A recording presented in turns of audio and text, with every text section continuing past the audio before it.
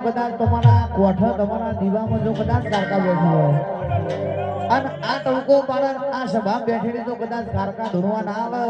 તો આ મોડવો કરવો નકો પણ આવું નકો પડે આમાં બેઠા છે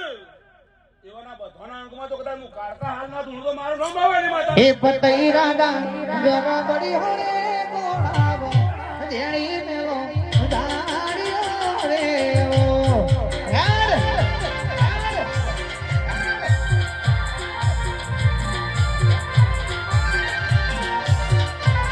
હે રમે રમે રાધા રે બોલો એડી મારમાં જાણ કાઢે ઓ